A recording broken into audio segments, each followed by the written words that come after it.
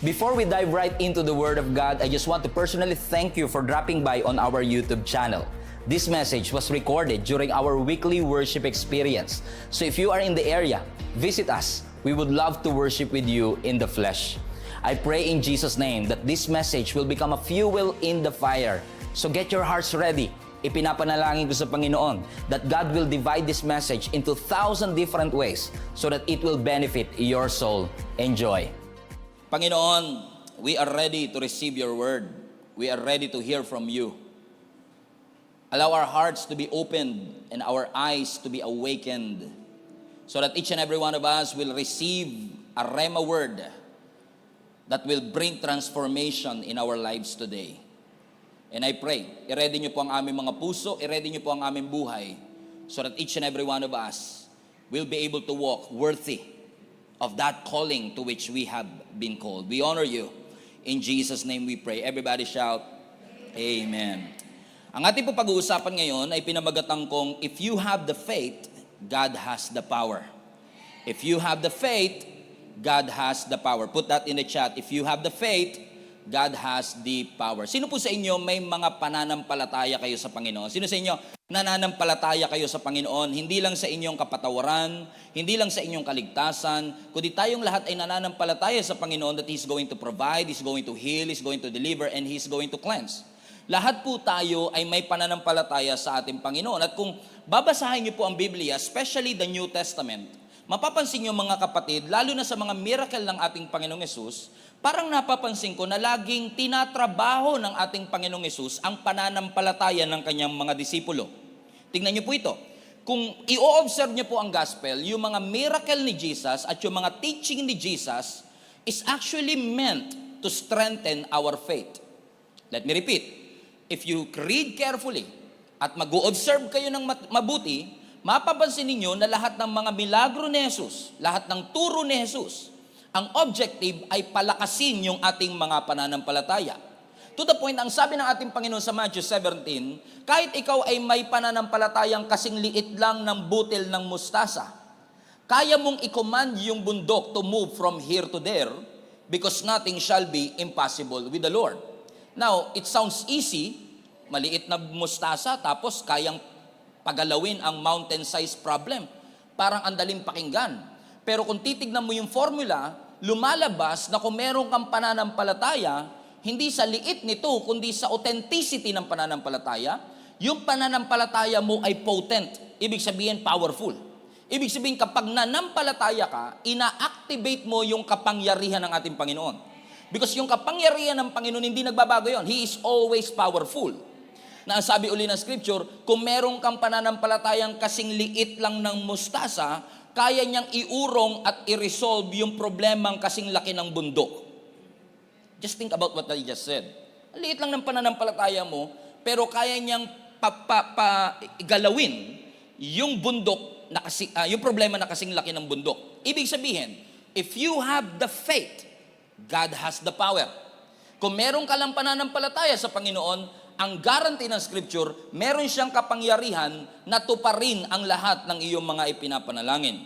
Hindi natin mape-prevent ang bagyo, but we can always prepare for what is coming in our lives. Kaya nga napansin niyo sa Scripture, laging nire-rebuke ng ating Panginoong Yesus ang pananampalataya ng mga disciple. Naalala niyo, nung sila'y dumaan sa bagyo sa Sea of Galilee, pagkatapos na sabihin ni Jesus, Shalom o peace, at yung bagyo ay huminto. Ano ang sabi niya sa mga disciples? O you of little faith. Why did you doubt? Bakit? Yung mustard seed, little din yun, di ba?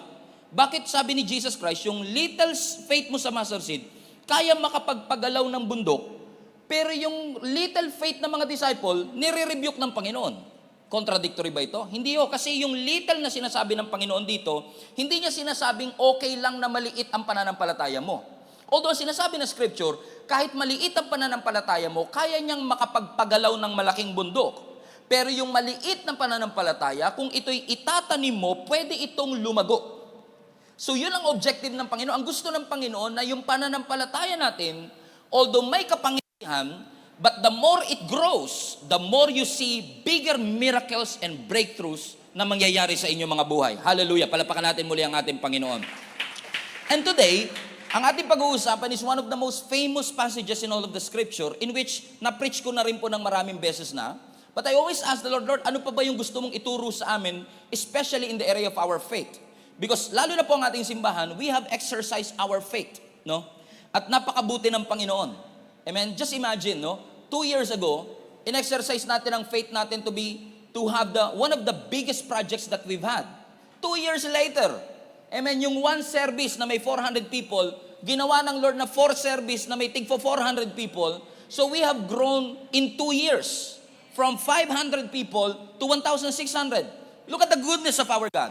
Ibig sabihin, nandun na lagi yun eh. Pero ang sabi ng Panginoon, meron ba kayong pananampalataya to create a room for God para yun ay punuin ng ating Panginoon? So we are going to talk about the story of a woman na merong issue with the blood. At yung story na ito, mga kapatid, actually takes a larger story sapagkat yung story at context nito is that si Jesus ay naglalakad papunta sa bahay ni Jairus sapagkat si Jairus na isang synagogue leader ay may problema na yung kanyang anak na 12 years old ay may sakit. At sabi ng scripture, habang si Jesus ay papunta sa bahay ni Jairus para pagalingin yung babae na 12 years old na may sakit. Ang sabi ng scripture, may isang babae, all of a sudden, woman causes an interruption sa paglalakad ng ating Panginoon. Itong babaeng ito ay hindi invited. She's not supposed to be there. But she had a condition. Ano ang kanyang condition? She was bleeding for 12 years. Hindi aksidente yan. 12 years siya nagbi-bleed, 12 years old yung anak ni Jairus. So ibig sabihin, nung pinanganak pa lang yung anak ni Jairus, nagsisimula na rin yung issue ng babaeng ito. At parehong life and death situation. Sapagkat yung case ng babaeng itong dinudugo for 12 years is actually chronic. It is actually a life and death situation to the point na sabi ng scripture, she has spent all her money on treatments. Lahat ng doktor tinignan niya na, nagpatingin siya, nagpa-check up siya, hanggang sa naubos na ang kanyang yaman, sumuko na lang siyang maniwala na gagaling pa siya. Ang sabi ng Mark chapter 5 verse 25 to 26, now a certain woman who had a flow of blood for 12 years, and had suffered, everybody say suffered. She's been suffering because she had an issue of the flow of blood. Hindi ito 1 month lang. Hindi ito 12 days lang. This was going on for 12 years. Nasabi ng verse 26, she had suffered many things from many physicians. She had spent all that she had and she was no better. But in reality, she grew worse. Imbis na bumubuti ang kanyang kondisyon, lalong lumalala ang kanyang sitwasyon. Napapansin nyo ba minsan yun, mga kapatid? That the more you hope na gagaling ka, the more you hope na magiging mabuti ang sitwasyon, the more you hope na magkakaroon ka ng financial provision, the more na umaasa ka na mariresolve ang issue, mas lalong lumalala ang sitwasyon. Parang wala nakaka-relate. Ako lang yata. Ako lang ang normal dito, mga kapatid. Pero hindi aksidente na nilagay ng scripture na ang kanyang issue ay 12 years. Kasi every number in the scripture has its significance, and 12 actually is a number of transition of a season. Ibig sabihin, when God put 12 years in there, He was reminding all of us na itong babaeng ito has been suffering for more than a decade, but this is already a season where God is going to transition him, and she was going to receive a miracle and a breakthrough. Unfortunately, minsan, pag nasa season ka ng transition, kung saan pabuti na sana ang buhay mo, paganda na sana ang buhay, pa-receive mo na yung miracle, papunta ka na sa breakthrough, gagawin din naman lahat ni Satan para pigilan kang makamit ang lahat ng mga breakthrough na yun. Sino sa inyo nakaka-relate, mga kapatid, na minsan, mas lalo kang umaasa, mas lalo ka rin nabibigo? Because the enemy is trying to stop you, not because of where you are today. Gusto nga niya maghirap ka eh. He is trying to stop you because of where you are going. Kasi alam ni Satan na kapag nakuha mo yung miracle, you are going to celebrate not the blessing, but your blesser. Yung Diyos na yung pinapapurihan. And it is consistent in all of the scripture. Naalala niyo si Paraon, mga kapatid? Nasabi na scripture, habang dumadami, breakthrough, habang dumadami ang mga Jewish people nung sila'y alipin ng mga Egyptian, na-anticipate ng Paraon, teka, sabi niya, hindi po pwede ito, na nagmumultiply sila. Kaya nung pinagawa ng Paraon, pinapatay niya lahat ng mga bata 2 years old and below. And you know what happened? In Matthew, Mark, Luke, and John, nung ang ating Panginoong Hesus ay pinanganak, ganun din ang nangyari. Pinapatay din ang lahat ng 2 years old and below kasi si Jesus ay ipinanganak. Iyon ay tactic ng kaaway to preempt breakthrough, to preempt miracle. And that's exactly the tactic and the taktika ng kaaway sa ating buhay. Every time na papalapit ka na sa breakthrough, every time na nagko-commit ka for spiritual maturity, gagawin ni Satan ang lahat para pigilan. Napansin niyo ba nung nag-commit kayo sa link up group, mas lalong humirap minsan ang buhay. Amen? Napansin niyo yun? Bakit? Si Pharaoh, sabi niya, let's plan to keep them from growing. Let us stop them from multiplying. Kasi papunta sila sa season of transition. Everybody say transition. Bakit? Kasi kapag nasa transition ka from where you are today to where you are going, nakaka-attract ka ng kaaway. Nakaka-attract ka ng gera. Every time you are praying for blessing, parang sinasabi mo kay Satan, we are on a war.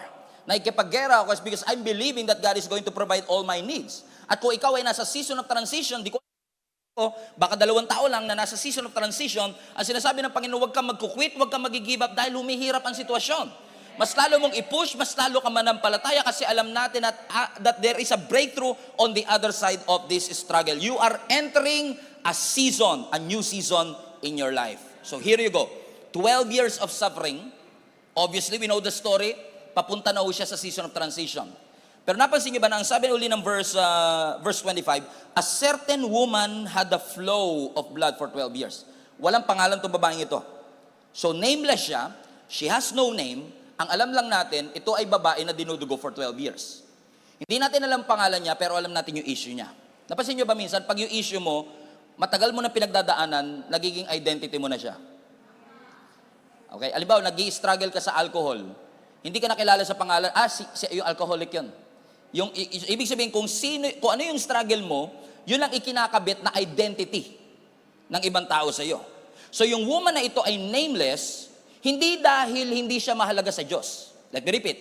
Kasi minsan nakala natin, porket hindi pinangalanan ng Scripture, ay hindi na mahalaga. But in fact, naniniwala ko, kaya nilagay ng Lord na no name o certain woman lang, ibig sabihin wala siyang pangalan, is because naniniwala ko na gusto ng Lord na maging anonymous siya, pero ang ibig sabihin rin doon is parang merong inclusivity sa atin. Nag-gets ba yung sinasabi ko? Anonymous yung babae, pero kaya siya din anonymous, hindi dahil di siya mahalaga, kundi para every time makikita mo yung certain woman, pwede mong ilagay yung pangalan mo doon.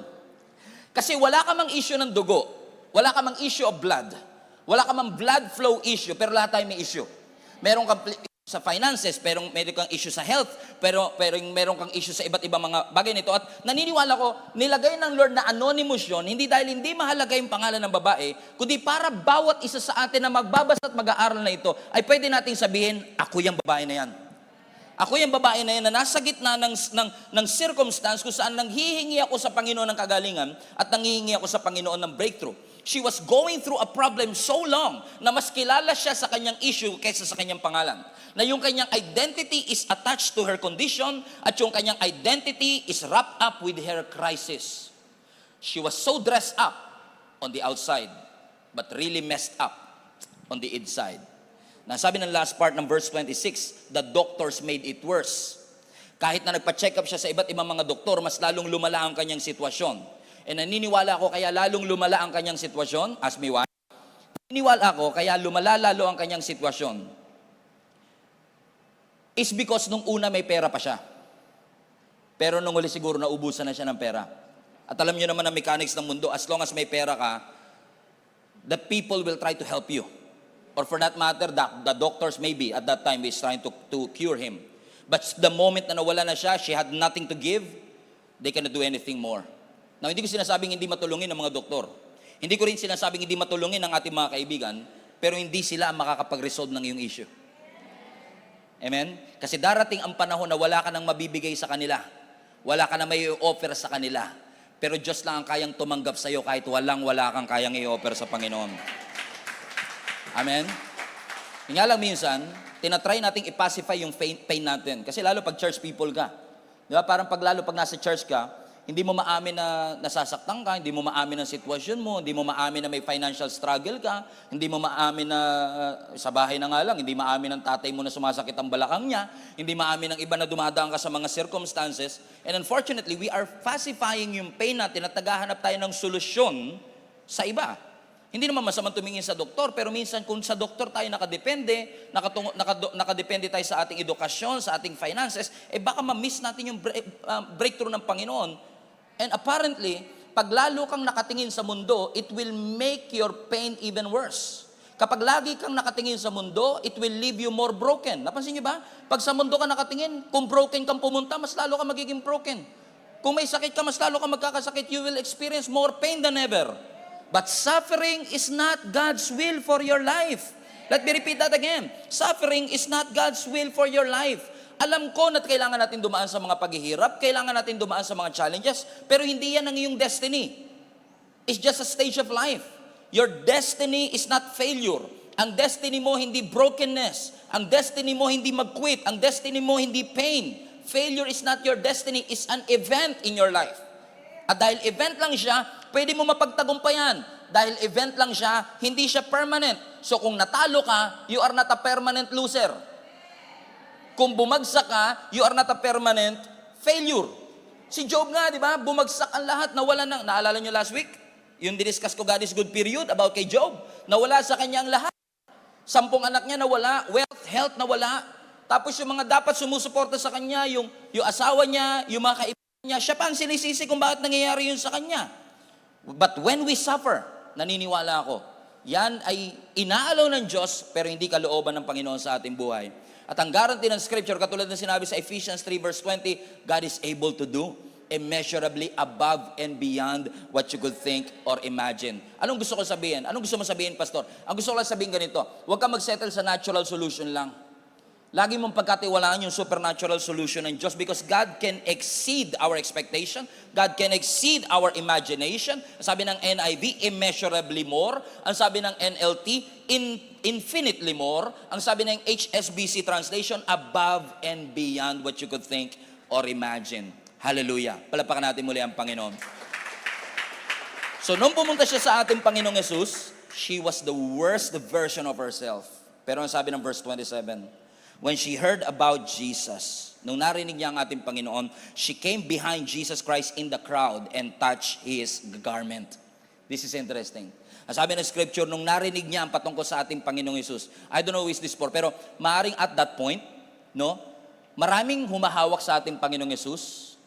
Pero this woman was so desperate na ang sabi ng Scripture, technically speaking, it was implied in the Scripture that she was crawling her way to her healing. Willing siyang gumapang para lang maramdaman at ma-receive ang blessing ng Panginoon. Ano sinasabi ng babaeng ito? I've been suffering for 12 years and I know suffering is not God's will for my life. At kung ibig sabihin nito, kailangan akong gumapang, that's the least that I can do.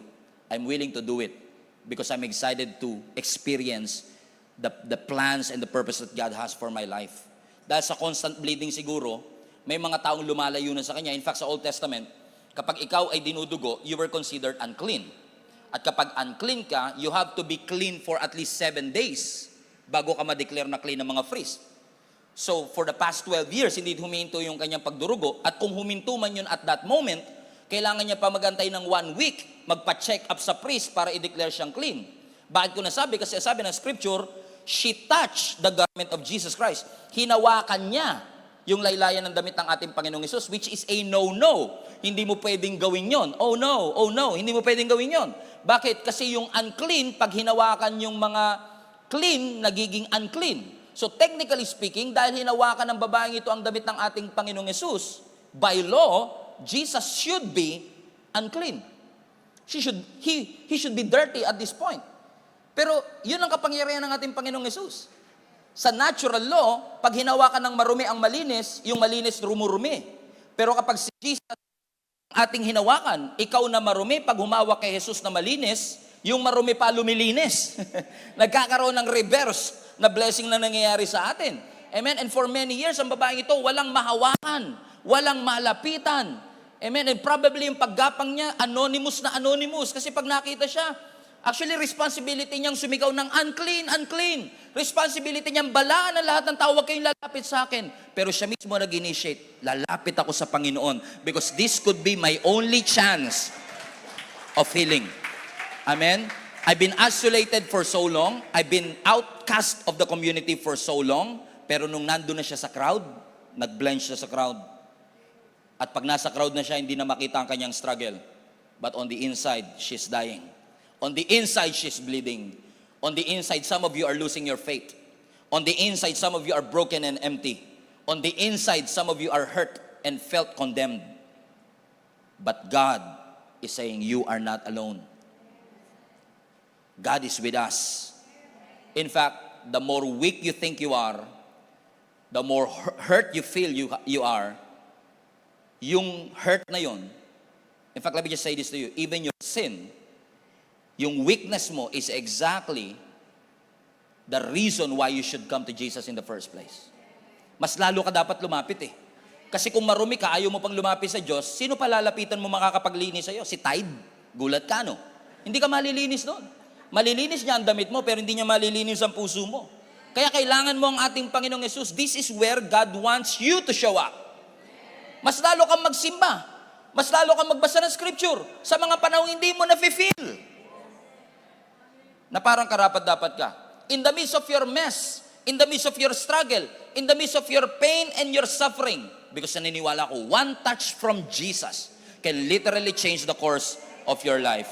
Bakit? Ano po ang sabi niya sa verse 28? Kasi ang sabi niya sa kanyang sarili, if only, mahawakan ko lang, if only I may touch His clothes, I shall be made well. Para sa kanya, mahawakan ko lang yung laylayan ng damit ni Jesus, ako ay gagaling na. Verse 29, nung nahawakan niya ang damit ng ating Panginoong Jesus, everybody read, immediately, the fountain of her blood was dried up, and she felt in her body that she was healed of the affliction. Palapakan natin ang ating Panginoon. Come on now. Amen. Everybody say, she was healed. Tingnan nyo, sinabi ng doktor, wala ng pag-asa. Pero kahit sinabi ng doktor na wala ng pag-asa, hindi siya nawala ng pag-asa. Kahit na bumabagsak ang negosyo, huwag kang mawawala ng pag-asa. Kahit na bumabagsak ang laman ng bank account. Hallelujah. Amen. Kahit na papalapit na yung due date, wala ka pang pambayad, huwag kang mawawala ng pag-asa. Because we are always seeing the limitations of ourselves. Nakikita natin ang limitasyon natin, pero I'm here to remind all of you the limitless power of the God that we serve. Ang Diyos sa pinaglilingkuran natin ay may kapangyarihan na limitless. Ang kakayanan natin ay may limitation. We are finite, but we are serving an infinite God. He is a powerful God. And I believe you came to church today para ma-remind tayong lahat, anumang laki ng ating kasalanan, He is enough for our forgiveness. Anumang taas ng problema, He is enough for our solution. Nandyan lagi ang ating Panginoon at hindi tayo iiwan ng ating Panginoon. She fought her way. Biruin mo, gumagapang siya habang ang lahat ng tao siguro marami din dun. Excited din sa healing. And imagine kung nasa simbahan ka, especially siguro next week sa pagbabalik natin, marami nag-expect, Lord, I need a word, I need a miracle. Pero out of so many people na nangihingi, bakit siya ang pinagaling? Ang daming humawak kay Jesus, pero siya ang nakareceive ng kagalingan. Amen? Napansin niyo ba, halimbawa, water baptism? No? Bakit kapag nawa-water baptize ang kaibigan niyo, o ikaw mismo, nung na-water baptize ka, naiiyak ka? Bago ka pumunta sa water baptism, nag-shower ka din. Nabasa ka rin ng tubig dun sa shower, pero hindi ka umiyak. Pero nung na-water baptize ka, ba't ka naiyak? Parehong tubig lang naman yun. Wala namang something powerful sa tubig. Alam niyo kung bakit? Because every time that we are going to get water baptized, pag tayo lumulubog sa ilalim ng tubig, naaalala natin yung faithfulness ng Diyos. Kung paano tayo nilabas ng Lord sa isang difficult situation. Kung paano nag-provide ang Panginoon sa mga panahon akala mong wala ng pag-asa. Amen. Kung paano tinulungan ng Lord ang iyong pamilya. Kung paano nilabas niya kayo sa imposibleng sitwasyon. Hindi katulad pag nagsha-shower ka, nababasa ka din. But as long as you've been reminded of the faithfulness of God, you will fight your way to your healing. Ang tanong ko sa iyo, kapatid, tanungin ko lang, gaano ka ka-determinado na ipaglaban sa panalangin ang ipinapanalangin mo? Ulitin ko lang. Gaano ka ka-determinado na ipaglaban sa panalangin yung pinapanalangin mo? Pinapanalangin mo bang maligtas ang iyong buong pamilya? Gaano ka ka-determine? Okay, determinado ako, Pastor, once a year, pinagpe-pray ko yan. I'm not saying na yung isang panalangin hindi dinidinig ng Panginoon. Pero bakit all of a sudden itong babaeng ito, she tried to crawl her way? There is something about her faith that made her well, na ang sabi ng Scripture. God is all powerful. Lahat ng umawa kay Jesus at that point, pwedeng gumaling if they would want to. Pero dahil itong babaeng ito, she was really desperate para sabihin sa Panginoon, Lord, mahawakan ko lang ang laylayan ng iyong damit. At nung nirelease niya yung kanyang pananampalataya, Nirelease ng Diyos ang kanyang kapangyarihan. Yun ang difference. Nirelease niya yung kanyang pananampalataya. Maraming bumangga pero siya lang ang nagsabi, mahawakan ko lang. That's the power of your faith. Sabi mo sa katabi mo, that's the power of your faith. Because the power of our faith will activate the power of our God. Yung power ng Diyos is activated when you believe in Him and Him alone. Alam niyo kung bakit? Kasi ang Diyos powerful na, but He is always responding to your faith. Gaano kalaki at katindi ang iyong paniniwala na talagang ang Diyos ay magpo-provide. Or maybe baka sinabi mo, Lord, alam ko magpo-provide ka. And alam ng Diyos ang intensyon ng ating puso. Amen? But when you have a faith, nire-release ng pananampalataya, yung kapangyarihan ng Panginoon para maranasan natin yung ating mga pinapanalangin. Kaya ano ang definition ng faith sa Hebrews chapter 11? Now faith is the substance. Come on, School of Progress Module 1. Now faith is the substance of the things that we hope for. Amen? It is the substance of the things that you've been hoping for and the evidence of things that you don't see. You don't see it yet, pero nakikita mo na sa faith mo yung ebidensya. Hindi ka pa gumagaling, pero nararamdaman mo na yung healing dahil sa pananampalataya mo. And that is activating the power of God in your life. And when your faith is potent, yung pananampalataya mo hindi nagwe-waver, hindi na uga, hindi tumitiklop. Pansinin niyo yung mga biblical heroes natin. For example, sila Moses, si Daniel, si Job, tsaka si David.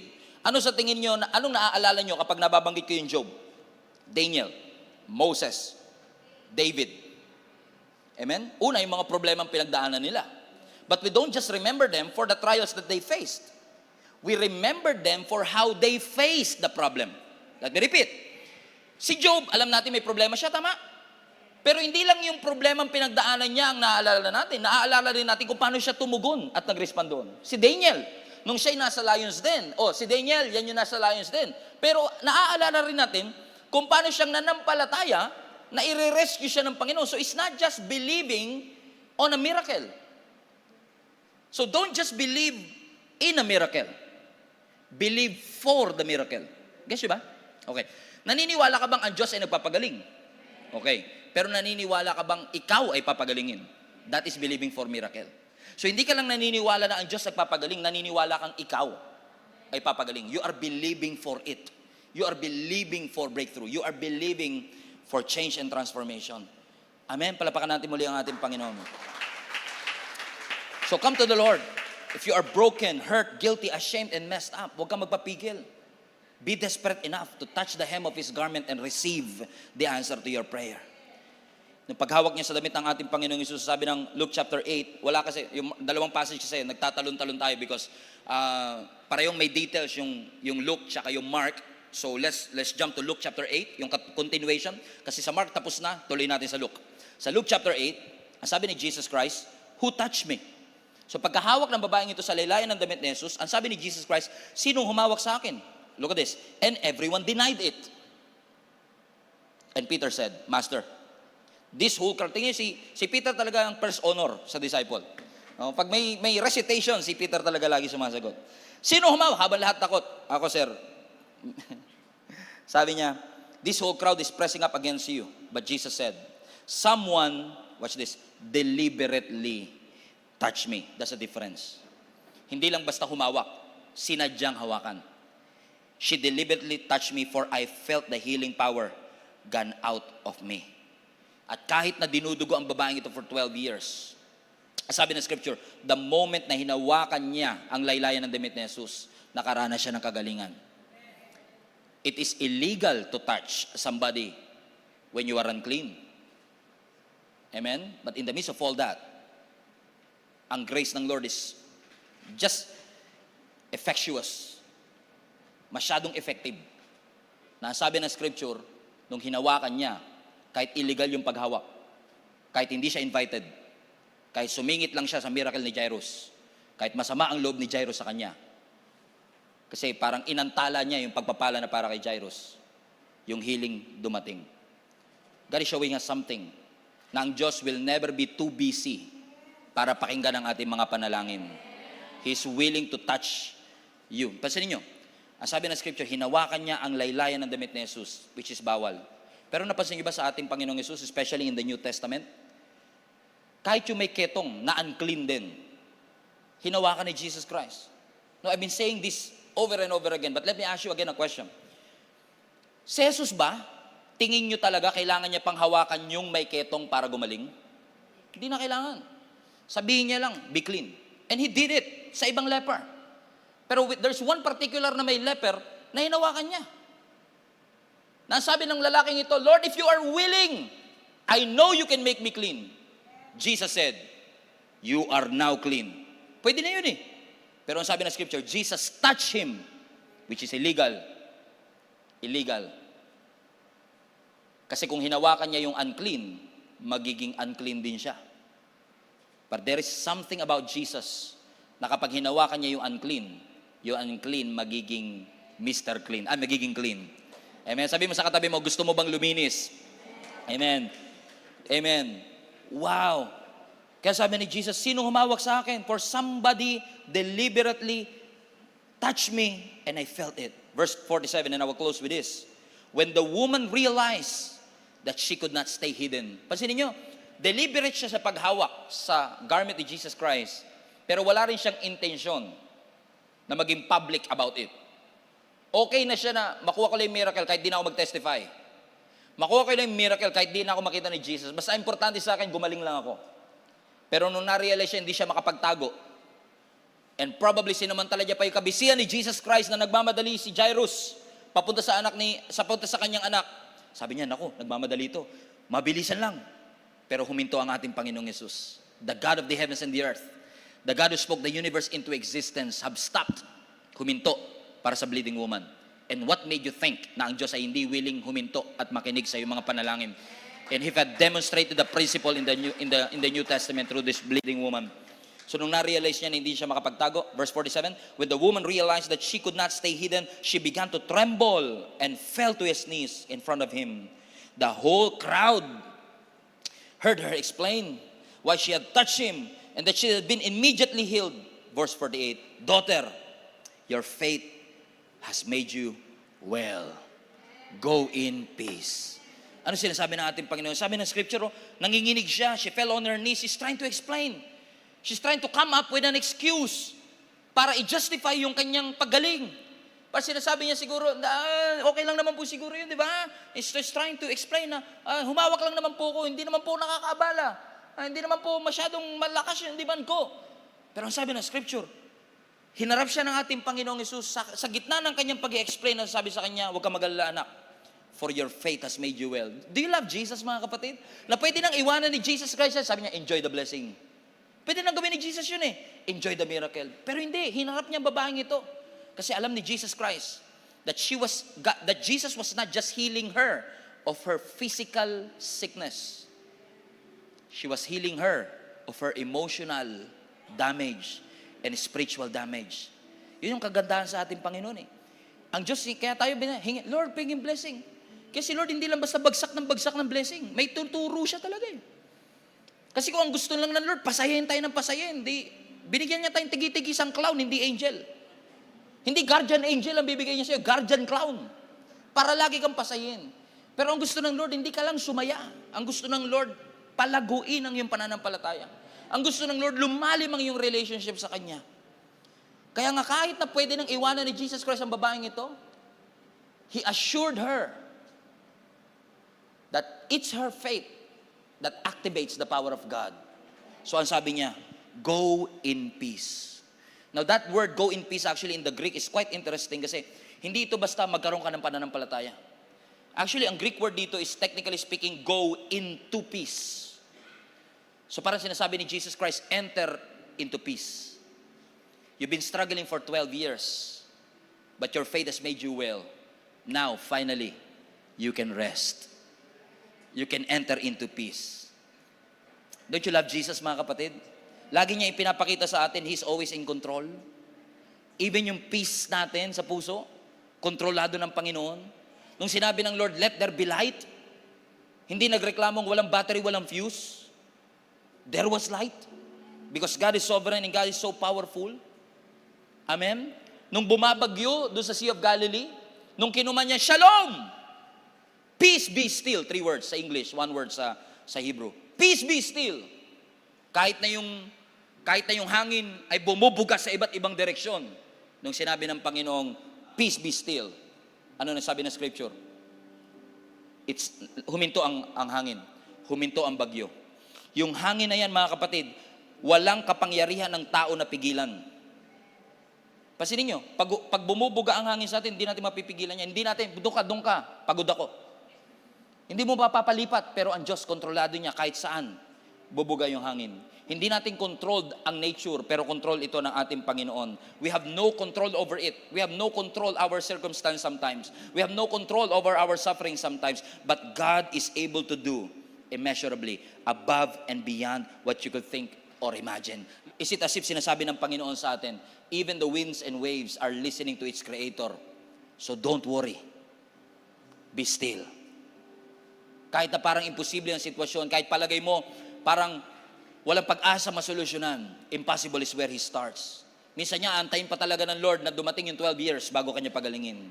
Minsan aantayin pa ng Panginoon na maging imposible ang sitwasyon. Kasi kung perpekto ang sitwasyon, bakit pa kailangan natin ng Diyos? Pero dahil alam natin ang buhay natin na hindi perpekto, dahil alam natin na tayo ay dumadaan sa iba't ibang stages of difficulties and challenges, we know that God is always in control.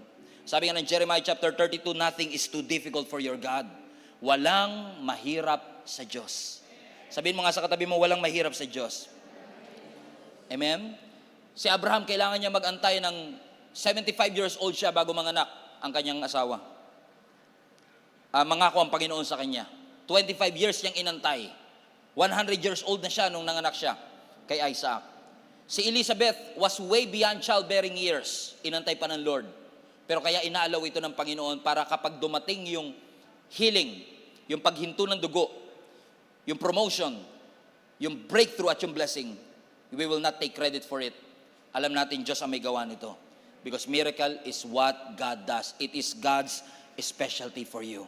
Hindi mauubusan ng Panginoon ng paraan para makarating sa atin ang sagot sa ating mga panalangin. Kung kinakailangan magsalita ang donkey, pagsasalitain ng Lord ang donkey. Kung kinakailangan maghatid ng pagkain ng raven, gagawin ng ating Panginoon. Kasi ang Diyos, hindi siya magiging Diyos kung ang kaya niya lang gawin, posible.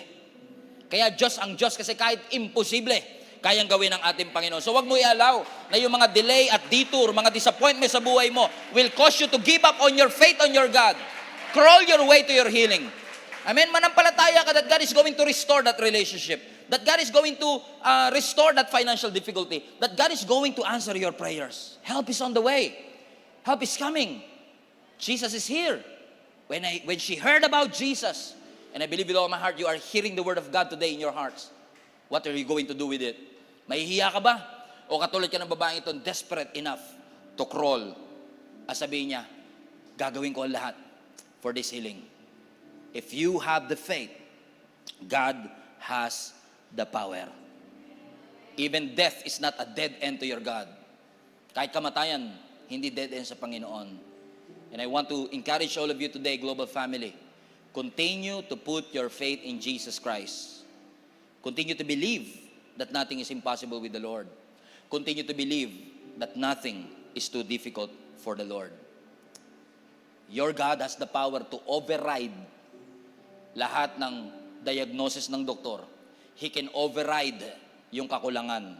Kayang i-override ng Lord ang limitation ng tao. Kayang i-override ng Lord ang imposible sa tao. Kayang i-override ng Diyos ang lahat ng mga bagay na humahad lang sa iyo para makamtan mo. Kayang i-override ng Diyos yung infertility issue. Kayang i-override ng Panginoon yung ating educational experience issue. God is able. Huwag mo sabihin, hindi na yata ako makakapag-asawa. Hindi na yata ako magkakaanak. Hindi na yata talaga giginhawa ang aming buhay. Hindi na yata talaga makakatapos ng pag-aaral ang aking mga anak. Hindi na yata talaga makakapagtuloy ng pag-aaral. Hindi na yata talaga ako makakapasa sa board exam. Hindi na yata talaga makakasundo-sundo tong aking mga pamilya. Hindi na yata talaga marerestore yung relationship namin. Remind yourself, God is in control. He can override every ounce of lack, limitations, and difficulty. Because with man, it is impossible. But with God, all things are possible. Isang palapak muli sa ating Panginoon. Let us pray. Taas po ninyo ang inyong mga kamay, mga kapatid, at kasama ng pagtataas ng inyong mga kamay ay ang pagtataas ninyo ng inyong kanya-kanyang issue, kanya-kanyang prayers sa ating Panginoon. And I believe God is talking to you right there in your heart today, you've lost your hope, you've lost your motivation, you've lost that drive and appetite because you've been struggling for so long and you can't seem to find a way. But I'm here to remind you today, our God is a miracle-working God. He is your way maker. He is your promise keeper. He is able to do exceedingly, abundantly, above and beyond what you could think or imagine. Panginoon, sa pagtataas po ng aming mga kamay, Panginoon, kasama po namin isinusuko sa iyo ang aming kahinaan at ang aming mga limitasyon, believing that you are in control. Kaya mong gawin yung hindi namin kaya mong abutin yung hindi namin kaya mong i-perform yung bagay na aming inaalala. That if we have the faith, you have the power to perform it, Panginoon. Sa mga panahon sinabi ng doktor na wala na pong pag-asa, sa mga panahon na ang sabi ng accounting namin, hindi na kaya, sa mga panahon sinasabi ng aming mga katawan, Panginoon, na wala ng pag-asa, sinasabi ng aming edad, sinasabi ng aming edukasyon, hindi namin kaya. Pero today, Panginoon, pinagsasama-sama po namin, Panginoon, ang aming pag-asa. Pag-asa, Panginoon, dun sa mga salitang binanggit mo at sinabi mo sa amin. Na katulad ng babaeng ito na dinudugo for 12 years, more than a decade of suffering, you ended it just like that. Immediately and suddenly, the blood flows stopped. Lord, I believe that you are a God of suddenly and immediately. So do your thing, God. It's impossible. Impossible is where you start. So we ask of you, God, not for what is possible, but we ask you for what is impossible, what is irrational and illogical to mankind. Yung hindi namin maisip na po pwede, yung hindi namin ma-anticipate, O God, yung hindi namin ine-expect. And I pray in Jesus' name, continue to do, O God, what only you can do. Abutin niyo po ang aming mga puso ngayon at maranasan ka po namin sa aming mga buhay. Napakabuti mo, Panginoon. Napakabuti mo, Panginoon. Hello, Global Family. Thank you for watching. If this message have impacted your life, please consider subscribing. Let us know in the comments what God spoke to you today. Where are you streaming from? Or how can we pray for you? We pray in Jesus' name that we will continue to advance God's kingdom through the spreading of His Word through this online platform that we have. If you want to support the ministry of Jesus is Alive community, I want to encourage you to support financially and give. Go to our website, gsmnb.com/give, for you to know all the ways that you can support this ministry. I hope to see you soon. God bless you.